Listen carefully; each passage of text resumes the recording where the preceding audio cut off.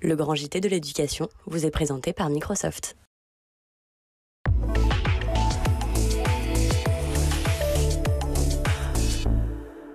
Bonsoir et bienvenue dans le Grand JT, tout de suite le sommaire. Et si on faisait l'école dehors? C'est la question qui se pose avec le retour des beaux jours, mais aussi l'exercice de terrain démontré par nos voisins européens. Faire classe à l'extérieur, on en parle avec nos invités en première partie de cette émission.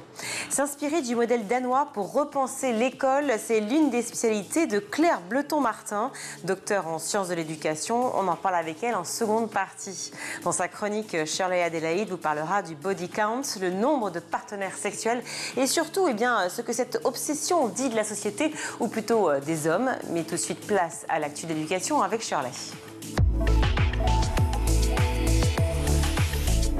Bonsoir Shirley. Bonsoir Virginie, bonsoir à tous. À la une de ce journal, de nouveaux rebondissements dans l'affaire Grégory, et ce plus de 40 ans après la mort du petit garçon de 4 ans retrouvé noyé dans les Vosges. Et oui, la justice semble continuer ses efforts pour élucider cette affaire et annonce la convocation de la grande-tante du petit Grégory Villemain en vue de sa possible mise en examen pour association de malfaiteurs criminels. Jacqueline Jacob serait le corbeau qui envoyait des lettres de menaces aux parents du petit Grégory. Elle a été désignée comme l'autrice d'une des lettres anonymes selon une expertise en graphologie.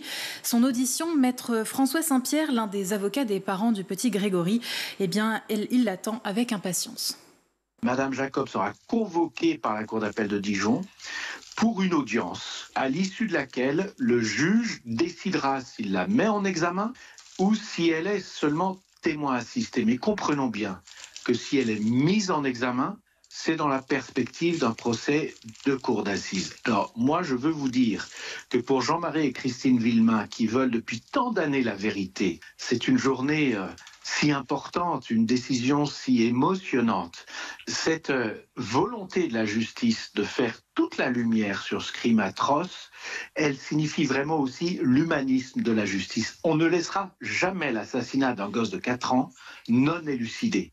Jacqueline Jacob avait déjà été mise en examen en 2017 avec son mari pour enlèvement et séquestration suivie de mort, mais les poursuites avaient été annulées pour vice de forme. Elle a réaffirmé aujourd'hui sa totale innocence.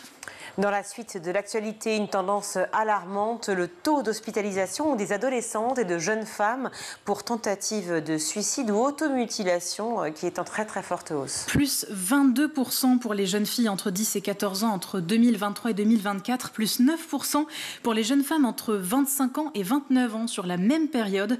Ce sont les chiffres de la Direction de la recherche, des études, de l'évaluation et des statistiques. Les causes de ce phénomène, difficiles à déterminer selon l'organisme public, mais une hypothèse, les agressions que connaissent les adolescentes et les jeunes femmes sur les réseaux sociaux qui pourraient être à l'origine de cette dégradation de la santé mentale. Grande cause nationale en 2025. On rappelle ce plan d'une trentaine de mesures annoncées le 11 juin dernier par le ministre de la Santé Yannick Neuder afin de mieux repérer les troubles psychiques, mieux les soigner également, mais aussi de rendre la psychiatrie plus attractive. En hausse également le nombre de mineurs mis en cause pour les actes de violence sexuelle commises sur d'autres mineurs. En 7 ans, soit entre 2017 et 2024, il a augmenté de 77%. Ça représente 12 000 mineurs en moyenne par an. Si les enfants et les ados sont les premières victimes des infractions sexuelles, les mineurs représentent aussi un tiers des auteurs de ces infractions.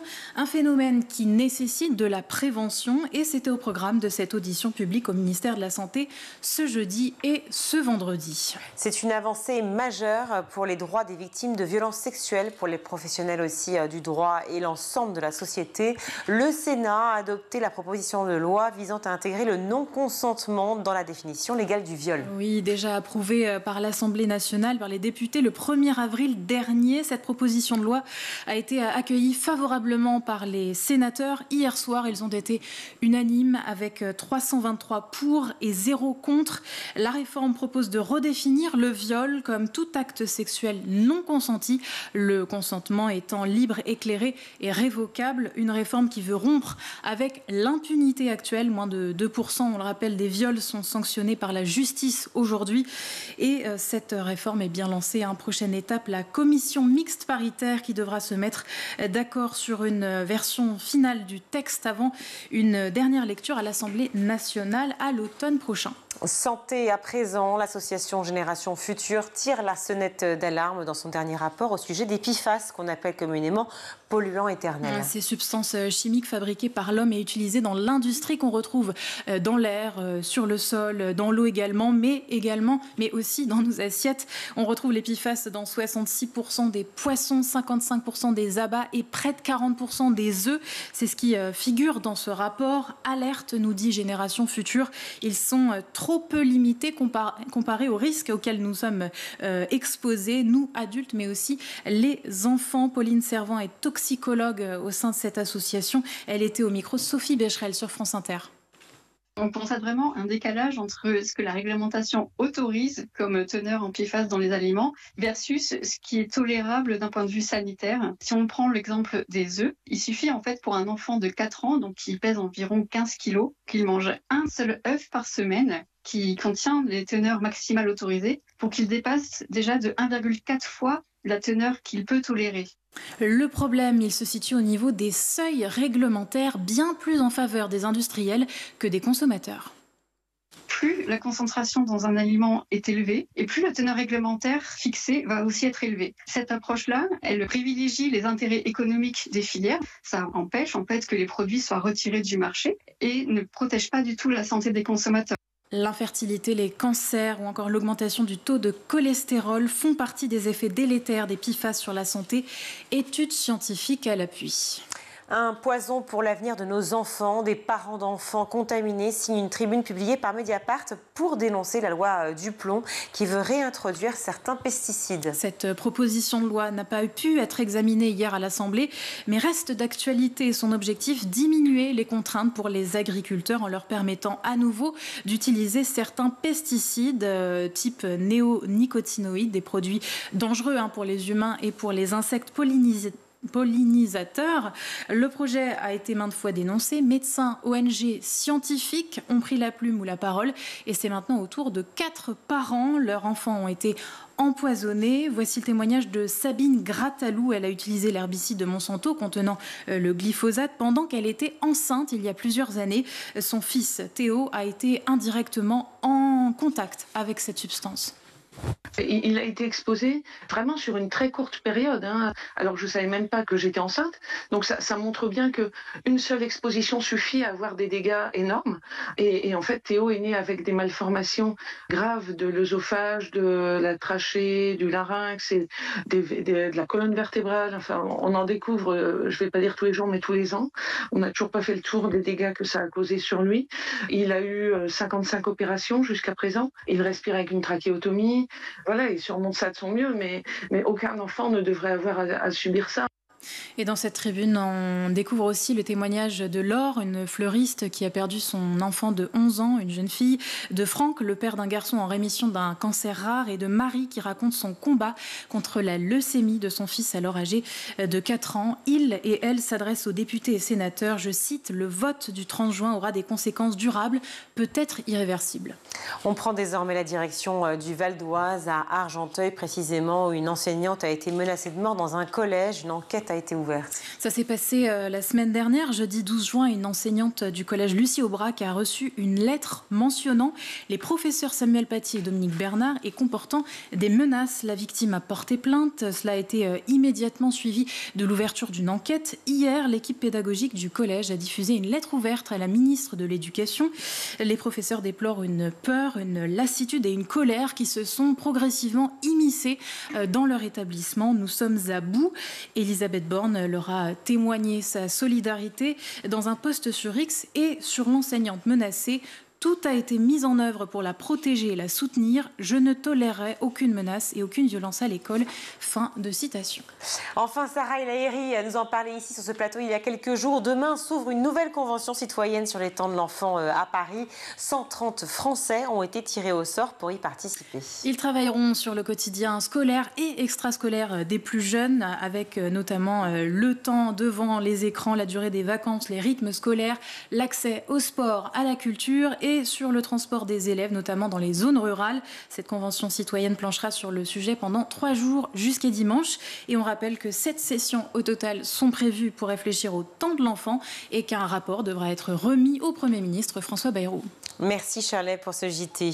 Bénéfices physiques, meilleure écoute et attention en classe, retour au contact avec la nature. Et si on faisait l'école dehors? Nos voisins européens sont déjà familiers de l'éducation en plein air, mais la France réchigne encore à cette disposition. On en parle tout de suite avec notre invité. Et je suis ravie d'accueillir Madame la députée Graziella Melchior. Bonjour. Bonjour. Merci beaucoup d'être avec nous. Vous êtes députée du Finistère Ensemble pour la République. De quoi parle-t-on quand on dit faire classe dehors? Cela concerne évidemment pas tous les cours, on l'imagine. Et pourquoi pas? Ah, c'est vrai? Bien sûr. Classe dehors, ça veut dire que c'est la classe hors des murs. Ce serait génial, ça. Hors les murs pour tous les cours, toute la journée, on serait à l'extérieur. Pas toute la journée, pas tous les cours, bien sûr. Mais enfin, toutes les disciplines peuvent être enseignées au dehors, c'est ce que je voulais dire. L'idée, c'est d'amener les enfants régulièrement, donc hors de leurs murs, à la fois dehors et au contact de la nature. C'est ça qu'on souhaite développer en France. Oui, alors c'est vrai que l'Allemagne ou la Suisse le proposent depuis fort longtemps maintenant, même les pays du Nord aussi. Pourquoi la France reste assez frileuse à ce sujet, ou en tout cas commence seulement à y réfléchir? C'est une question que je me suis posée, parce qu'effectivement, on se demande pourquoi dans les pays plus nordiques ça se fait. Alors il y a peut-être une culture où le bâtiment scolaire, enfin l'école au centre du village, c'est quand même quelque chose d'important, de culturel, qui marque les esprits des territoires. Et peut-être qu'on a eu tendance à vouloir que tout se passe à l'intérieur. Et un peu ne pas rendre ça visible non plus aux autres. C'était un petit peu un cocon, l'école. Et puis après, il y a des freins qui peuvent, que d'autres pays ont levés, mais qui peuvent inquiéter certains enseignants. C'est comment on se déplace, et s'il fait mauvais temps, mais je ne sais pas faire. Voilà. Donc il y a des freins à lever mais la France, le Covid, la période du Covid a été très, très intéressante parce que justement, les enfants ont été tellement confinés qu'il y a eu une envie de sortir, en fait. Au sortir du Covid, il y a eu une envie d'aller au dehors. Les freins dont vous parlez avec les professeurs, quand on parle de freins, notamment le froid ou la problématique de rester trop longtemps dehors, la pluie, toutes les conditions météorologiques, quand on voit que ça a été fait dans les pays du Nord, on peut se poser la question de savoir pourquoi on ne le fait pas en France. Oui, tout à fait. Et puis quand vous parlez à des enseignants et que vous mettez en avant cette crainte effectivement de la météo, ils vous répondent il n'y a pas de mauvais temps, il n'y a que des mauvais équipements. Et je trouve que la formule est très bonne. Et c'est effectivement quand on met un petit imperméable, un chapeau, un bonnet, quand on se couvre bien quand il fait froid, on peut affronter. Et on apprend aussi avec le contact de la nature et du temps, quel qu'il soit, on apprend le rythme des saisons, on apprend la météo, le climat, le changement climatique. Et tout ça, ça a un intérêt en fait de sentir, de retrouver en fait les sens, la sensation du froid, du mouillé, du chaud. Et c'est donc, il y a un éveil sensoriel qui se fait en fait au dehors.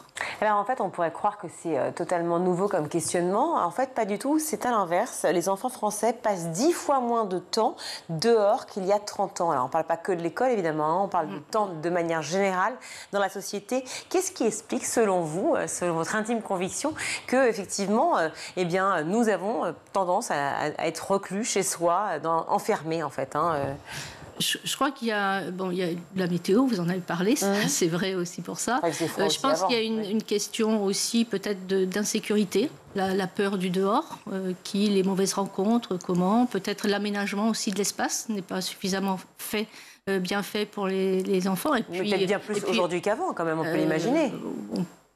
Les parcs sont beaucoup plus ouverts, oui, c'est vrai. Il y a beaucoup plus d'aménagements, les infrastructures aussi, oui, au contraire. Mais bon, le phénomène le plus important, ce sont les écrans.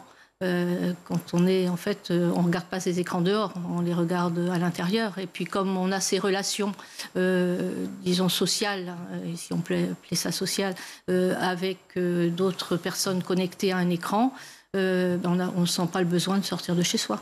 Les réticences dont on parlait effectivement des professeurs face notamment à la météo, d'autres aussi réticents à bien réussir à maintenir le calme. C'est souvent ce qui revient aussi de la part des profs. Oui, c'est infondé parce que quand vous parlez avec des enseignants qui pratiquent la classe dehors, au contraire, ils retrouvent souvent un climat plus apaisé. Parce que les enfants sont ensemble et doivent coopérer. Donc, il y a plus puis au contact de la nature, ça a quelque chose d'apaisant parce qu'ils observent, ils ne sont pas assis sur leur chaise à attendre une information descendante, ils sont aussi acteurs et ça les aide justement à bien coopérer ensemble. Oui, c'est important cette notion effectivement de passif-actif, c'est-à-dire vraiment l'idée de se retrouver non pas avec une chaise comme une transmission verticale, mais d'être au contraire acteur soi-même physiquement, d'aller à la rencontre finalement de la connaissance. Oui, c'est complètement ça et ça apporte beaucoup. On a parlé de cours d'empathie, par exemple, ce que font beaucoup les pays scandinaves. Oui. Et on s'en inspire, mais ça aussi, ça s'apprend aussi au dehors, de travailler avec l'autre, de coopérer avec l'autre. Moi, j'ai assisté à un cours il y a pas très longtemps. Donc, la maîtresse, enfin, la professeure des écoles, avait demandé aux élèves de se mettre par deux avec un explorateur et un secrétaire. Donc, il y avait l'explorateur qui devait aller chercher des informations dans le square où ils étaient. Et puis, il y avait des petites phrases écrites que la professeure des écoles avait laissées. Et puis, il devait revenir en dictant ce qu'ils avaient vu. Et donc, la secrétaire notait et la maîtresse, la professeure des écoles vérifiait. Et si c'était bon, l'explorateur retournait. Voilà. Et puis après, les rôles s'inversaient. Je trouvais ça génial. C'est très bien que ça s'inverse sur le genre aussi. Ouais. Parce que j'ai noté quand même que vous disiez explorateur au masculin et secrétaire au féminin. J'espère que d'un coup, les duos vont s'inverser. Oui, c'est une erreur. Alors, sur ce point, je suis pardonnable. Je suis à la délégation droits des femmes et je me bats pour la parité et pour plaisantais, mais je voulais noter pour assister sur le... Je rebondis toujours sur cette idée que effectivement, avec l'évolution dans le temps, finalement, les enfants, dans la société, en tout cas française, sont restés davantage chez eux qu'à l'extérieur. J'ai un chiffre quand même, près de 40% des enfants de 3 à 10 ans ne jouent jamais dehors en semaine. Ils jouent chez eux. Pareil, comment on explique ça aussi ? Ça s'explique peut-être par le travail des parents, parce que quand les parents sont à l'extérieur, ne sont pas rentrés du travail, ils préfèrent avoir leurs enfants chez eux qu'à l'extérieur pour des motifs ou de sécurité ou parce qu'ils ne peuvent pas avoir la surveillance suffisante. Donc ils restent effectivement chez eux. Il y a aussi le fait que les journées sont faites de telle sorte aussi qu'on rentre assez tard, qu'on a les devoirs à faire. Et puis après, toujours les écrans. Alors vous l'avez dit, c'est une façon d'approcher davantage la nature, c'est une sorte, je cite, en inscrivant durablement la classe dehors dans le système éducatif, il s'agit de rendre effectif le droit des enfants à grandir au contact de la nature. C'est un début finalement d'éco-formation, d'éco-citoyen. Complètement. Dans cette idée, il y a la transmission l'idée de transmettre l'information sur la transition écologique, de les former, d'observer la nature pour mieux la préserver. Il y a une méthode, un dispositif qui est très intéressant. Ce sont les aires éducatives, qu'elles soient terrestres, fluviales ou maritimes. Et c'est un dispositif qui est né dans les îles Marquises en 2012.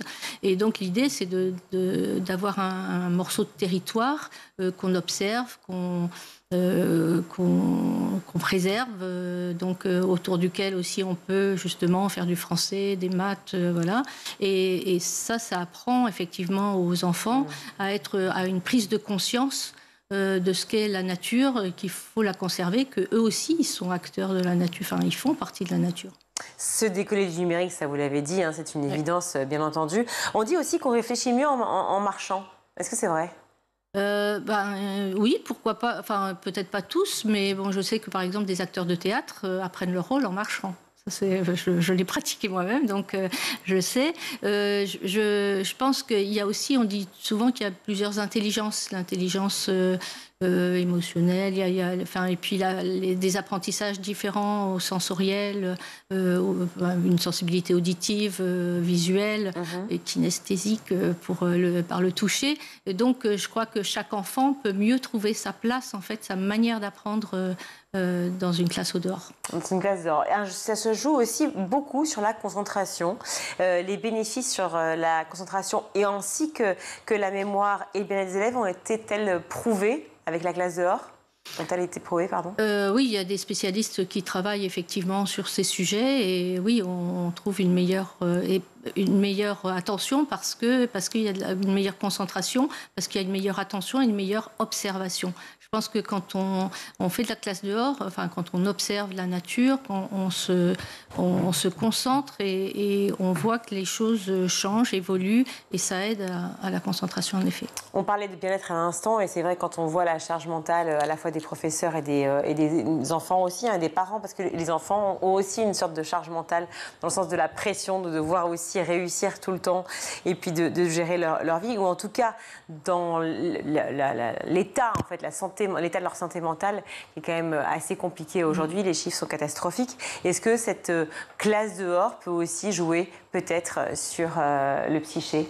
Moi, j'en suis convaincue. C'est pour ça que j'ai travaillé sur cette proposition de loi. C'est très important parce que la santé mentale, il y a aussi une sorte de repli sur soi qui fait qu'on gamberge beaucoup.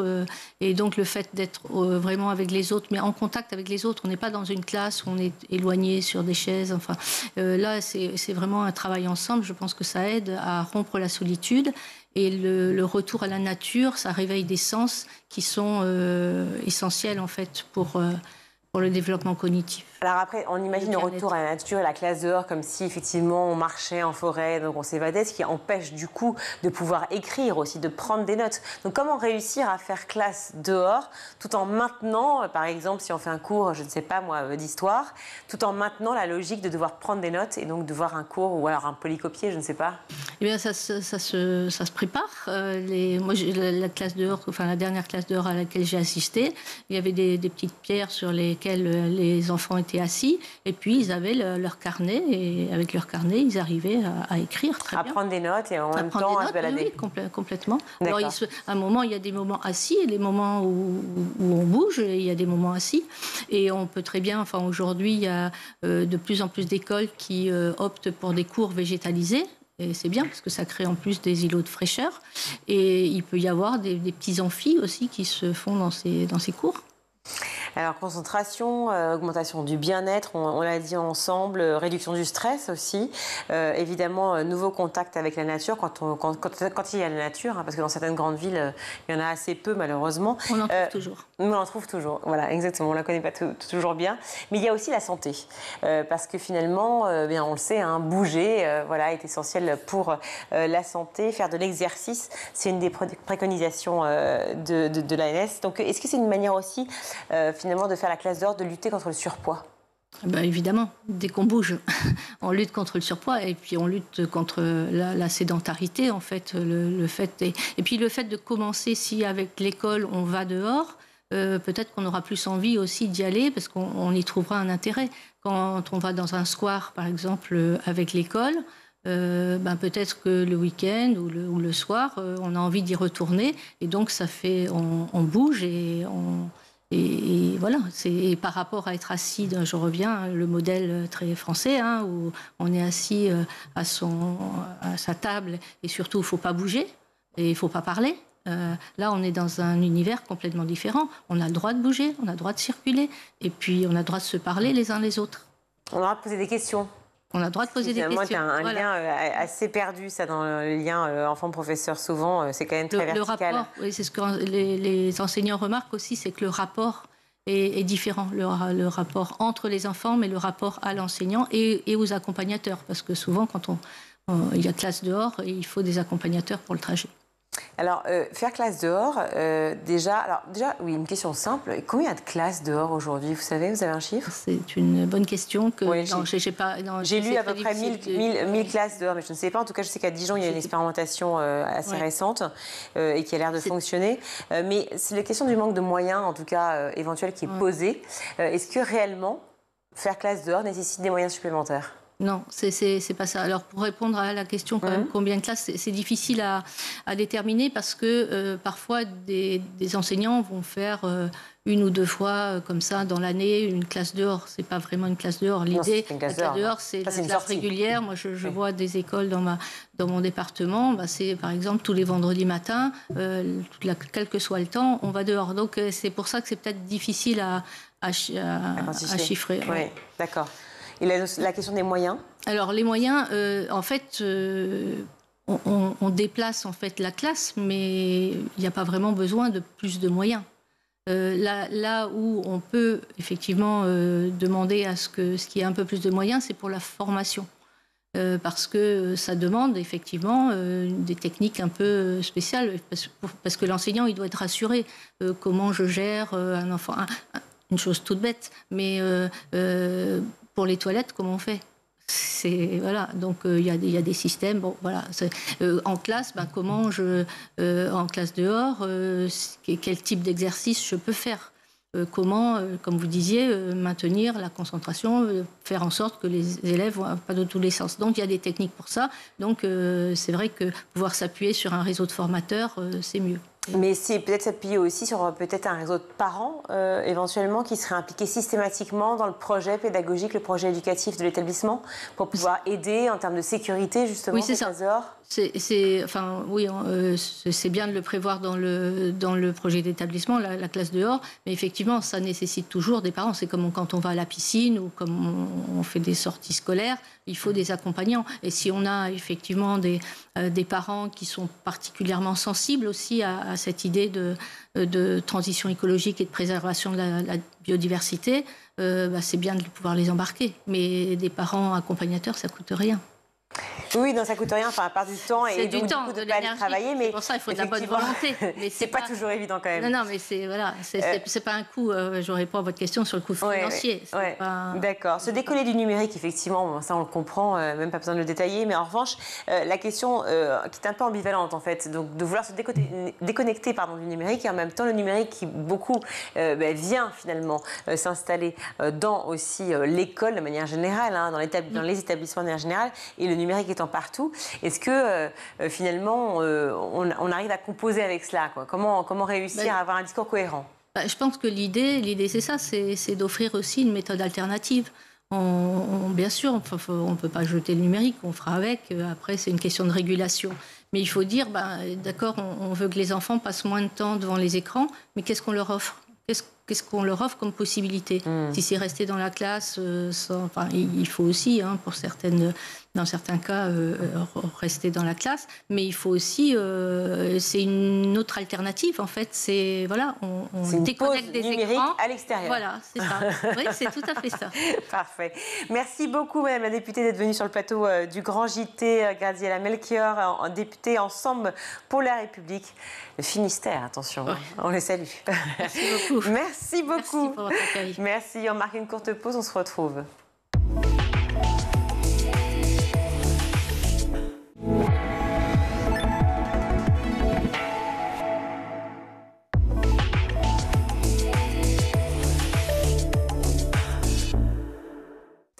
De retour dans le Grand JT d'éducation et je suis ravie d'accueillir Claire Bleton-Martin. Bonjour.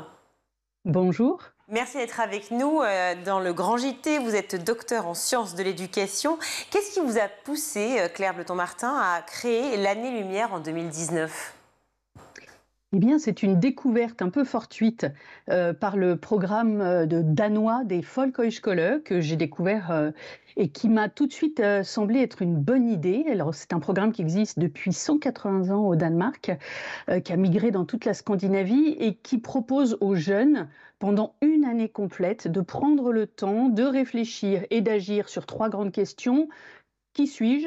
Dans quel monde est-ce que j'évolue et comment est-ce que je m'y prends pour construire la suite de mon parcours? Et j'ai trouvé que ça répondait vraiment à beaucoup de jeunes. Oui, ce qui est vrai, c'est qu'on ne réfléchit pas vraiment à ces questions-là, finalement, pendant la scolarité en France. Pour autant, l'école devrait le proposer dès le départ, en fait. Ça paraît assez naturel, finalement. Alors, je pense que nos collègues enseignants commencent à insuffler ces réflexions. Et en même temps, oui, pour prendre une décision éclairée, c'est-à-dire un premier choix d'orientation, il faut bien se connaître, il faut avoir une vue du monde un peu plus large que celle qu'on a l'habitude d'avoir au lycée à 16-18 ans, où on connaît généralement les métiers des parents, un territoire assez restreint. Voilà, donc Et en fait, il n'y a pas d'urgence, il n'y a pas de précipitation absolue. Tous les pays anglo-saxons et leur gap year, les pays scandinaves, mais aussi l'Allemagne, laissent le temps aux jeunes de maturer et du coup de se projeter, alors à la fois sur un métier, mais on sait qu'ils vont changer de métier plusieurs fois, mais aussi sur quel adulte ils ont envie de devenir et du coup dans quel monde ils ont envie de s'inscrire. Donc c'est beaucoup plus large que uniquement un métier, l'orientation. Comment cette année de césure ou peut-être ce semestre de césure justement permet cette réflexion-là, de savoir qui l'on est, ce que l'on veut devenir? Est-ce que c'est le fait d'être justement un petit peu en dehors finalement de sa propre famille, de son contexte scolaire qu'on connaît par cœur? Est-ce que c'est l'expérimentation qui prime? Alors je pense effectivement que pour qu'une année de césure soit intéressante, il faut qu'elle ne soit pas du même de ce qui est fait habituellement, mais bien plutôt complémentaire à notre système académique. Et ça ne s'oppose absolument pas. L'idée, c'est pendant un moment donné, donc un semestre ou une année, prendre le temps de comprendre comment on fonctionne, qui on est. Donc c'est de la connaissance de soi, du développement personnel, des neurosciences appliquées à l'apprentissage. Donc ça, c'est une partie. Ensuite, il y a toute une partie qu'on appelle exploration, expérimentation, rencontrer, découvrir, tester, retester. On a une partie, nous, entrepreneuriat, une partie immersion, donc stage ou bénévolat ou année de service civique. On a une partie aussi internationale. Aller voir ailleurs comment ça se passe, s'ouvrir, parler une autre langue. Voilà, donc c'est plein de découvertes qui permettent de décaler son point de vue et surtout à chaque fois de faire des allers-retours entre voilà ce qu'est le monde, voilà ce que sont les autres et moi là-dedans qui je suis. Et puis enfin la dernière partie, c'est de travailler les compétences d'orientation. L'orientation, c'est un ensemble de compétences et ça c'est une bonne nouvelle, ça s'apprend. L'autre bonne nouvelle, c'est que ça sert tout au long de la vie. C'est exactement la même gymnastique quand on veut changer de poste, changer d'employeur ou changer de métier. Et donc d'y passer un petit bout de temps, c'est pour les premières fois, ça débloque la situation immédiate, mais ça resserre ensuite tout au long du parcours de vie. Alors je vois qu'Elisabeth Borne appelle à encourager justement cette année de césure après le bac pour les jeunes, mais avec quels moyens finalement? Parce que c'est vrai que certains, en tout cas de prime abord comme ça, se disent mais moi je n'ai pas les moyens de faire une année en plus de césure qui ne servira à aucun diplôme et qui ne me ramènera peut-être pas forcément aussi de sous. Tout à fait. Alors, il y a différentes possibilités. Nous, on en propose une qui agrège plein de choses différentes, mais on peut travailler, découvrir le monde professionnel et c'est beaucoup d'apprentissage et dans beaucoup de pays. Alors le Danemark que je connais bien, les jeunes, alors qu'ils sont payés pour faire leurs études au Danemark, sont très nombreux à travailler en parallèle de leurs études. On apprend beaucoup dans une entreprise. On peut voyager, alors il y a différents dispositifs, des corps européens de solidarité notamment, qui permettent de voyager à petits frais. On peut aller faire du woofing, donc il y a des dispositifs comme le PVT, voilà, il existe toute une série de choses. On peut faire une année au service de l'intérêt général, donc avec une mission de service civique. Et là, pour le coup, on est gratifié. C'est pas un salaire, mais on touche autour de 630 € par mois. Voilà. Après, effectivement, il y en a un petit peu pour toutes les bourses, mais l'important, c'est de vraiment voir tout ce que ça permet de capitaliser et tout ce que ça ouvre ensuite comme réflexion et comme porte pour la suite. C'est vraiment un investissement pour la suite du parcours et c'est un très bon moyen cette année de césure, quel que soit, j'allais dire, le dispositif choisi qui correspond plus ou moins à une personnalité, à des moyens, à une temporalité. En tout cas, une très bonne manière de travailler ce qu'on appelle les soft skills qui sont peu travaillés à l'école. Les enseignants ne peuvent pas tout faire, ils sont travaillés en partie, mais là, en tout cas, elles sont bien développées et qui serviront pour dérouler n'importe quelle formation, n'importe quelles études et qui seront utiles dans la vie ensuite professionnelle et personnelle. Alors même si effectivement on est majeur, donc vacciné et on fait ses propres choix, souvent les parents sont derrière. Et la première réaction, c'est de dire s'il fait une année de césure ou elle fait une année de césure et qu'elle travaille, elle n'aura pas du tout envie de se remettre finalement dans le cadre de ses études et de les poursuivre. Qu'est-ce que vous répondez à cela ? Alors j'ai fait un article sur LinkedIn là-dessus. Je pense que les parents sont parfois très arc-boutés, et puis quand on commence à parler avec eux, en fait, c'est l'année dont ils rêvent. Hein. Et d'ailleurs, ils sont nombreux à nous dire, vous ne faites pas la même chose pour les 40, 50 ans. C'est-à-dire que dans la folie du quotidien, où on avance, où on discerne plus tellement pourquoi on fait les choses, on rêve tous de prendre le temps de respirer, pas pour respirer pour buller sur un canapé, mais respirer pour réfléchir et agir et donner la meilleure version de soi-même par la suite. Donc en fait, c'est très paradoxal, et quand on en discute avec les parents et quand on leur explique les atouts d'une année de césure, quand on leur explique comment ça fonctionne, donc nous à l'Année-Lumière, l'accompagnement qu'ils ont en petit groupe et en individuel, le fait que ça n'est pas forcément très cher, nous c'est au quotient familial, certains ne payent rien du tout, voilà, donc en fait je pense que ça vaut le coup d'aller au-delà des représentations. C'est très franco-français, cette ligne droite entre la fin du secondaire et l'entrée dans les études supérieures. Je reparle du Danemark à nouveau, puisqu'effectivement nous sommes issus de cette pédagogie. Les études faites, les recherches faites montrent qu'un jeune qui a fait une année de césure, et notamment dans une Højskole, déroule mieux ses études par la suite et les réussit mieux. Alors peut-être que vous pouvez, moi je vais peut-être pas m'aventurer à dire le mot en danois, je sais que je vais pas y arriver, mais peut-être nous décrire ce que c'est qu'une, comme vous dites. Højskole. Voilà. Donc ça correspond un petit peu à notre courant d'éducation populaire français, la volonté effectivement de ne pas apprendre uniquement en descendant de manière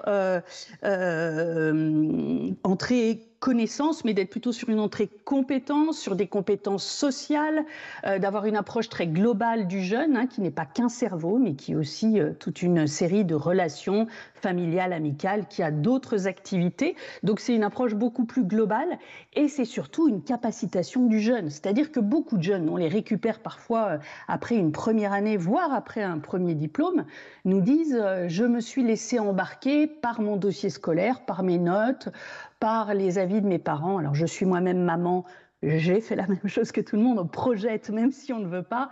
Et en fait, c'est aussi comment ils arrivent à prendre leur vie en main, comment est-ce qu'ils arrivent à décider là tout de suite, mais aussi pour la suite, de quel sera leur parcours, qu'est-ce qui leur semble mieux convenir à l'adulte qu'ils ont envie de devenir, aux citoyens qu'ils ont envie de devenir, et donc aux collaborateurs qu'ils ont envie de devenir. Si la ministre soutient effectivement ce projet-là, ça veut aussi dire que donc universités évidemment publiques, mais aussi peut-être écoles privées ou grandes écoles suivront ce cap-là en disant si vous choisissez effectivement une année ou un semestre de césure, pas de problème, c'est notifié et on vous récupère dans 6 mois ou dans 1 an. Écoutez, nous, depuis 6 ans, hein, avec plus de 320 étudiants, enfin jeunes accompagnés, on a vu une fois un refus. Sinon, pour l'instant, on n'a aucun refus, que ce soit immédiatement après le bac ou au milieu des études supérieures, sachant qu'on travaille aussi d'ores et déjà avec les 16-18 ans et donc avec l'éducation nationale, et qu'on travaille main dans la main. L'idée, c'est vraiment la brique complémentaire qui vient enrichir le parcours habituel et non quelque chose qui vient s'y opposer. On ne travaille pas de la même manière, on ne travaille pas les mêmes choses, et pour autant, on enrichit son parcours pour ensuite pouvoir dérouler un parcours qui nous convient, qui est plus aligné avec ce qu'on est, ce que l'on veut. Vous parliez d'orientation en début d'échange. Effectivement, la problématique d'orientation se pose dès la 3e, de savoir comment on va se projeter, les choix de spécialité qu'on va faire ici en France en seconde, première. Comment faire aussi, peut-être qu'avec Année-Lumière, qui je le rappelle est une association, donc loi de 1901, oui, mais qui justement permet cette année de césure aussi, qui entraîne, mais qui parle d'orientation. Qu'est-ce que vous proposez justement aux jeunes pour s'orienter au mieux et faire au mieux leur choix par rapport évidemment au lycée, mais ensuite aux études supérieures? Alors, les compétences d'orientation, hein, se connaître, se reconnaître, c'est-à-dire se donner de la valeur, la confiance en soi notamment. Ensuite, c'est savoir organiser, trier de l'information, c'est savoir choisir, hein. On ne travaille pas la prise de décision en France, puis c'est se faire connaître et reconnaître. Enfin voilà, il y a toute une série de compétences. Les jeunes ne bloquent jamais sur toutes. Donc il y a une partie qui est faite et qui est faite assez rapidement par les enseignants. Et voilà, et qui est faite en fonction de l'âge. Et puis ensuite, alors l'Année-Lumière a la chance d'être dans un collectif qui s'appelle le Collectif Orientation, qui regroupe toute une série d'associations partenaires de l'éducation nationale qui proposent différentes activités, ateliers, soit directement pour les enseignants, soit plutôt pour les élèves en collège, en lycée. Enfin, il y a toute une série d'offres qui sont faites pour travailler main dans la main avec les enseignants et pouvoir effectivement étoffer uniquement pas uniquement, c'est déjà beaucoup, mais si les connaissances scolaires par toute une autre série de compétences ou de temps aussi où on peut se poser pour analyser les choses et prendre un petit peu de recul de manière accompagnée. Merci beaucoup. Je pense notamment à tout le lien, pardon. Non, je vous en prie. Tout le lien avec les entreprises, très important. Évidemment. Merci beaucoup Claire Bleton-Martin d'avoir participé au Grand JT. Je rappelle que vous êtes docteur en sciences de l'éducation. Merci à vous. Et donc allez regarder Année-Lumière, voilà le projet effectivement de cette année de césure qui vous attend. Merci à vous. On continue dans le Grand JT tout de suite avec la chronique de Shirley.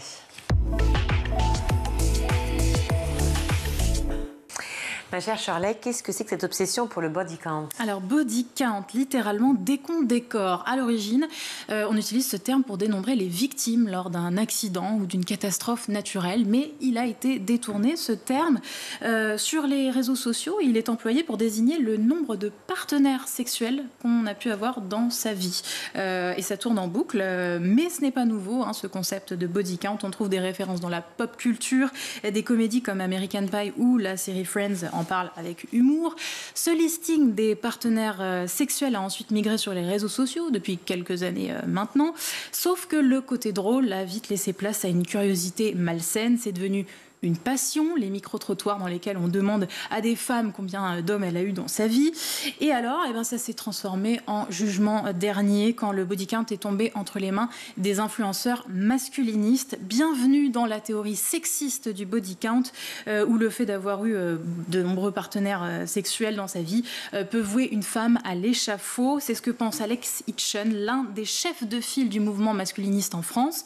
Il est connu pour ses propos choquants, notamment autour du body count. Alex Hitchen, de son vrai nom Isaac Mayembo, 26 ans, coach en séduction autoproclamé. Plus de 650 000 personnes le suivent sur TikTok, 372 000 sur YouTube. On a beaucoup entendu parler de lui récemment. Oui, parce qu'en fait, il faisait partie des influenceurs auditionnés à l'Assemblée, c'est ça, hein, mardi 10 juin, dans le cadre de la commission d'enquête sur les effets psychologiques de TikTok sur les mineurs, et c'est une première en France quand même, et disons-le, il a su se faire remarquer. Oui, en quittant son audition en plein milieu, il n'a pas supporté qu'on critique ses propos misogynes. Regardez. Vous avez pris 10 secondes de mon propos, vous l'avez isolé, et vous venez de me le balancer à la gueule.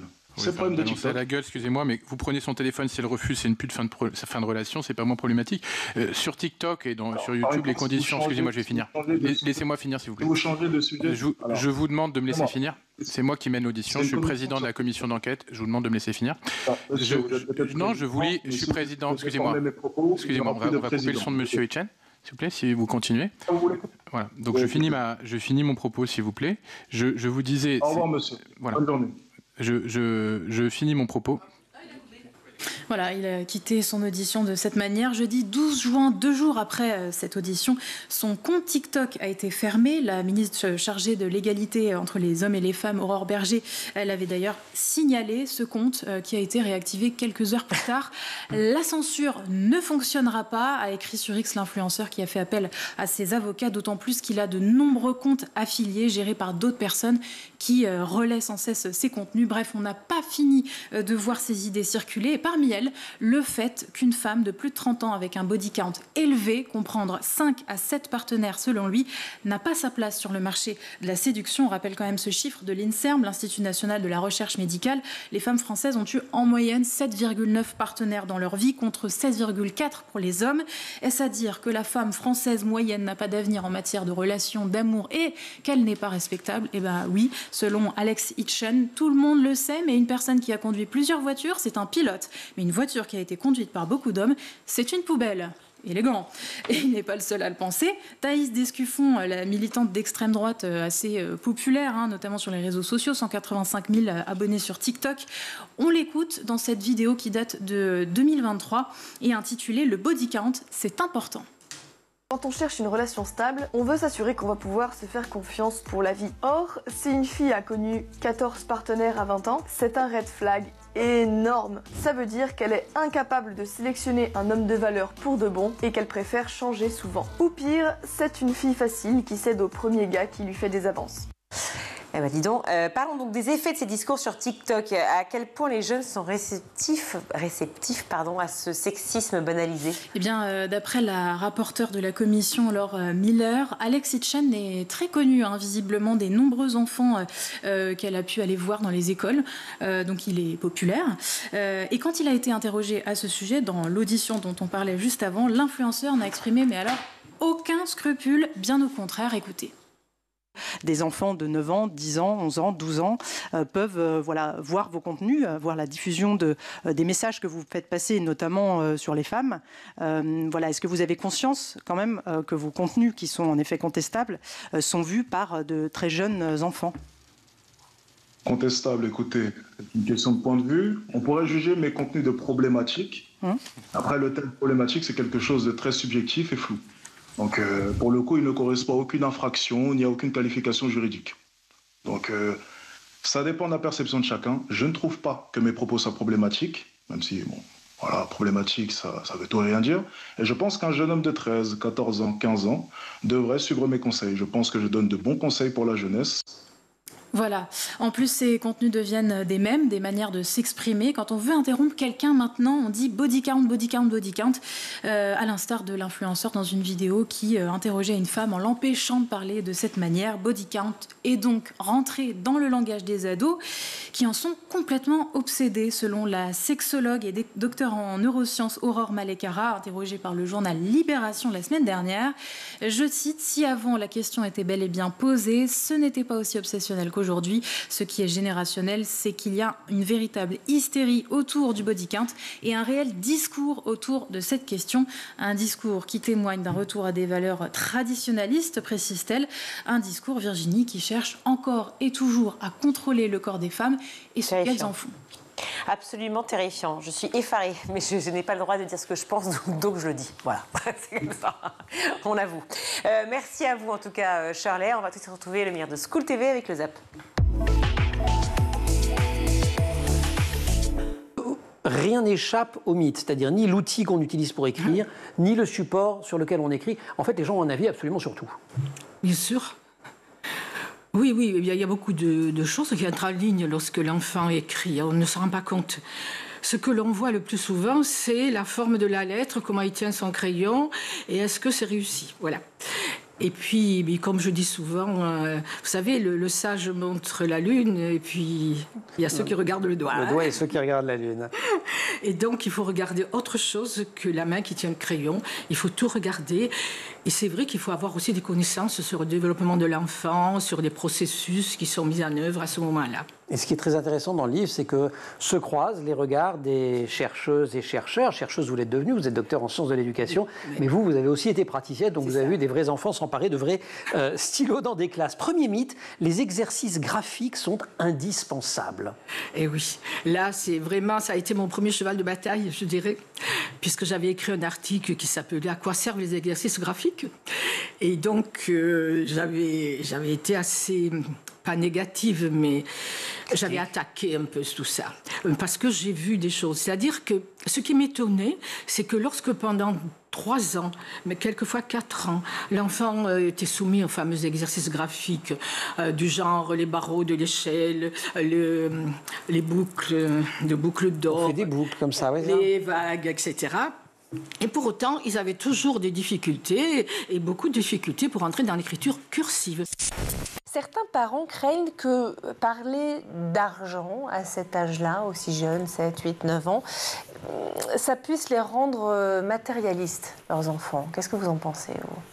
C'est intéressant que vous pointiez du doigt exactement cette problématique-là. C'est vrai qu'en France, en fait, on a ce rapport à l'argent qui est très différent. Par exemple, si on va les nommer, aux États-Unis, c'est une problématique qui va être très différente puisque du coup, on n'a pas de tabou face à l'argent. Nous, en France, on va avoir un vrai problème à aborder le sujet d'argent. Ce qui n'est pas mon cas puisque du coup, j'ai travaillé quand même 20 ans en banque privée. L'argent, c'était mon outil. Et craindre effectivement que ce soit trop tôt, on peut le comprendre, parce qu'on n'a pas envie effectivement que nos enfants deviennent des capitalistes intéressés et plutôt effectivement matérialistes, comme vous le disiez à juste titre. Mais l'idée avec Money Keys, c'est justement plutôt de leur donner les clés de la monnaie, sans faire de jeu de mots, et pas d'en faire des capitalistes, mais plutôt des personnes qui sont assez... c'est pas de l'orientation, c'est plutôt de l'éducation. C'est pour ça que c'est de l'éducation. Voilà. Et leur apporter les clés, leur apporter le vocabulaire, leur apporter justement tous les éléments pour qu'à l'âge adulte, ils puissent parler avec un banquier. Ça va pas faire d'eux des capitalistes, mais plutôt des personnes éclairées. On parle beaucoup de cette traversée, si je puis dire, de cette marche de 640 km à pied tous les jours. Ça a été très médiatisé. Vous avez fait le buzz, comme on dit, mais on n'oublie pas que vous aviez été reçu à l'Élysée. Au final, ça a été anecdotique ou pas? Quelle promesse ils vous ont fait à l'époque? Je pense que ça n'a pas révolutionné le monde des collectivités territoriales. Je n'avais pas cette ambition en partant. Et puis, je pense que le temps a montré que sans doute le mandat de l'actuel président de la République a été loupé dans son rendez-vous avec les territoires. Par contre, j'ai beaucoup gagné au niveau de ma population, au niveau de la crédibilité de ma fonction, et de montrer aussi à nos habitants, dans un temps où on remet beaucoup en question les politiques et les élus, de montrer qu'on a encore beaucoup d'élus en France qui sont investis pour améliorer le quotidien de leurs habitants et qui sont dévoués pour eux. Et ça, c'était vraiment le point principal. C'est sans doute la conséquence qui, aujourd'hui, perdure dans le temps. Dans les mythes et les débats autour de l'enseignement de l'écriture et de l'écriture tout court, tels qu'on les retrouve dans Enseigner l'écriture que co-signe Marie-Thérèse Herbatopoulou aux éditions Red, il y a la grande bataille script contre cursive.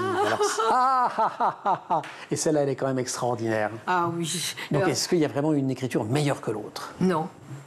Voilà, il y a celle qu'on pratique en France, la cursive, qui nous venait d'Angleterre d'ailleurs. L'idée de la cursive, c'est donc les lettres, quand on les relie les unes aux autres, c'est que c'était censé aller plus vite. Oui, c'est censé aller plus vite, et puis lorsqu'on vraiment cherche, et lorsqu'on regarde, c'est faux. Alors, d'abord, les recherches ont montré que, justement, ceux qui écrivaient le plus vite, c'est ceux qui écrivent en script. Et donc, qui ont appris en script. L'inverse de ce qu'on nous vend quand même. Et puis ceux qui ont appris en script, évidemment. Donc, script, c'est quand on fait les lettres sans les relier les unes aux autres. Les lettres ne sont pas reliées. Voilà. Ceci dit, lorsque l'on écrit vite en script, on relie certaines lettres. Oui, mais quand il n'y a pas à chercher le petit truc de liaison. Bien sûr, il n'y a pas le trait d'attaque, il n'y a pas le trait de sortie. Et il n'y a pas le sens de l'écriture parce qu'il faut que le O tourne comme ça et pas comme ça, etc. Tandis qu'en cursive, il y a quand même des contraintes fortes, des boucles, etc. Et ce que l'on a constaté à travers la recherche, mais aussi ce que vous constatez peut-être, c'est qu'on écrit plus vite en mélangeant justement les deux. Mais c'est ça, voilà. Allographes. Et pourquoi? Parce qu'en fin de compte, c'est une économie gestuelle. Vous venez parce qu'il y a quelques jours, il y a eu effectivement une commission à l'Assemblée nationale où des influenceurs notamment ont été interviewés sur les sujets d'influence, c'est leur métier quelque part, mais d'influence des jeunes notamment sur les réseaux sociaux, à l'ère notamment, et c'est important, justement de l'éducation financière. Vous vouliez venir justement sur notre plateau pour nous parler de tout ça. D'abord, on va démarrer par la base. Je le disais en introduction, trader à 10 ans, 13 ans, 15 ans, investir en crypto avant même d'être majeur, c'est maintenant le quotidien d'une majorité de jeunes aujourd'hui. Pourquoi donc est-il si important, selon vous, d'enseigner la gestion de l'argent dès l'enfance ? Merci pour cette question. C'est la base. Effectivement, L'éducation financière, elle va permettre quand même de bâtir, on parlait de stratégie là, juste dans le reportage juste avant. En fait, l'éducation financière, c'est une stratégie en plusieurs temps, donc un temps court et un temps long.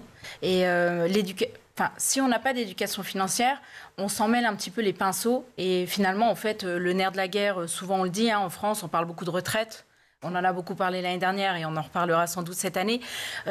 Si je planifie et je crée une stratégie, je vais être capable en fait d'assurer peut-être des projets à venir et notamment des projets plus long terme comme préparer ma retraite. Et ça, l'éducation financière aujourd'hui, on le sait, elle est enseignée tardivement à l'école, en 4e, seulement 2 heures. Et est-ce suffisant? Donc c'est toute la question. C'est toute la question. Budgétairement parlant, justement, le périscolaire, ça devient un casse-tête? Alors non, nous, ça ne devient pas un casse-tête parce qu'en fait, finalement, en reprenant en interne notre compétence, on a récupéré un peu de sous. Puisque forcément, on a pu faire des réajustements au niveau notamment des ressources humaines pour dégager de la masse salariale qu'on réinjecte dans la rénovation des bâtiments et dans l'achat de matériel. Donc pour nous, c'est pas tellement un sujet financier, le périscolaire. Et j'ai presque envie de vous dire, nous, à Caudron, on considère qu'1 euro dépensé à l'école, c'est sans doute l'euro le mieux dépensé.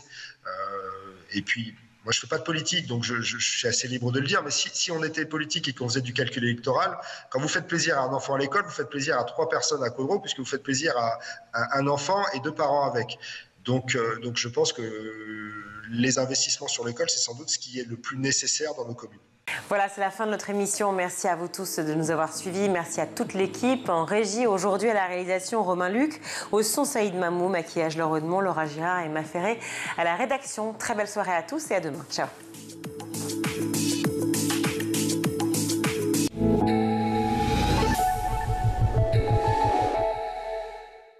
Vous avez regardé le Grand JT de l'éducation avec Microsoft.